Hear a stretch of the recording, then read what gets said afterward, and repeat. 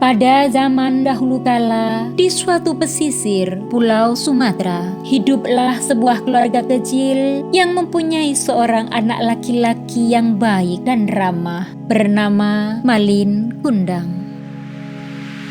Karena kondisi ekonomi keluarga mereka sangat buruk, ayahnya memutuskan untuk mencari pekerjaan di daerah lain.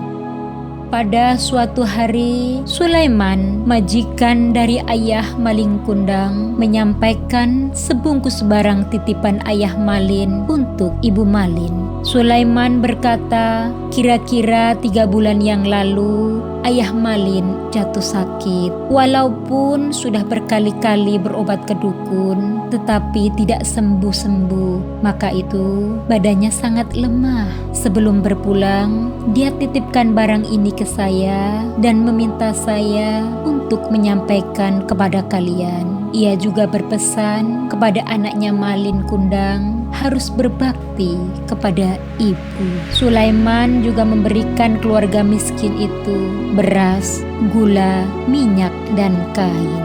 Setelah mengetahui apa yang terjadi pada ayah, mereka pasrah dan memutuskan untuk tegar menghadapi kehidupan.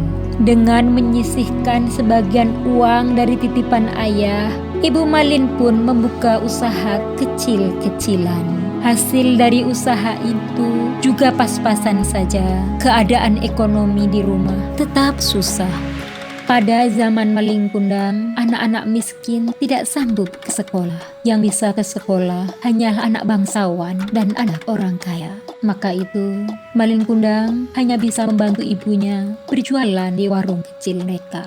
Malin Kundang mempunyai satu teman yang baik, yang saling mendukung, yang bernama Budi. Keadaan ekonomi keluarga Budi juga tidak baik, tetapi dia bercita-cita setelah besar hendak menjadi seorang nelayan yang sukses. Setiap kali Budi membantu ayahnya menangkap ikan, dia selalu memikirkan dengan cara apa supaya bisa meningkatkan hasil tangkapan mereka. Dan Malin Kundang juga bercita-cita hendak menjadi pedagang yang kaya raya.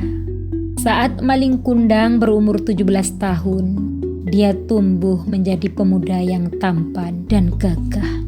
Malin Kundang mulai berpikir untuk mencari pekerjaan di daerah lain, mengingat betapa sulitnya untuk mencari pekerjaan di daerahnya. Setelah mendapat restu dari ibunya, dia memutuskan untuk mengikuti seorang pembuat kapal yang sukses di kampungnya untuk bekerja di kapal.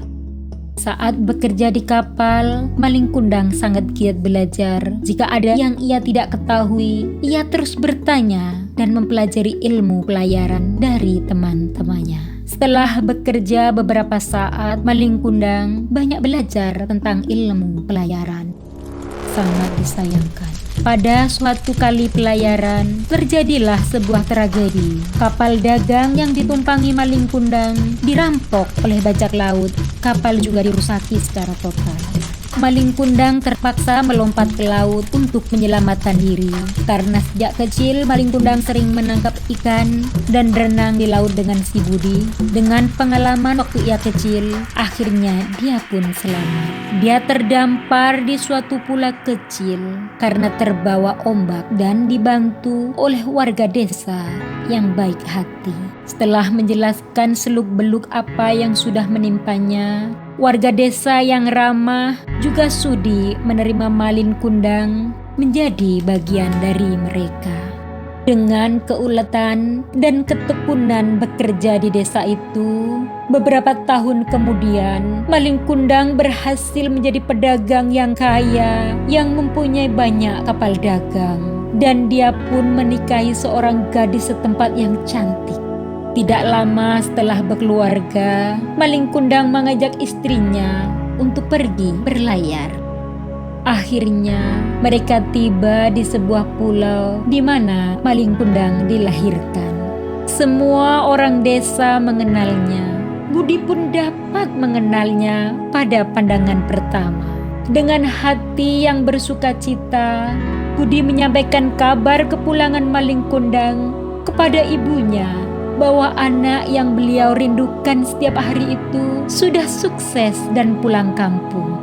Dengan hati yang sangat gembira, ibunya pun menyediakan makanan yang paling disukai Malin Kundang, si buah hatinya. Tetapi sayangnya, ternyata Malin berpura-pura tidak mengenal ibunya karena dia merasa malu ketika ibunya datang dengan memakai pakaian yang compang-camping.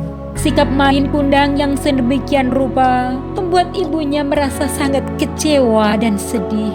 Karena sedih, ibu Malin Kundang terlanjur bersumpah kepada Tuhan, "Jikalau anakku durhaka, rubahlah dia menjadi batu."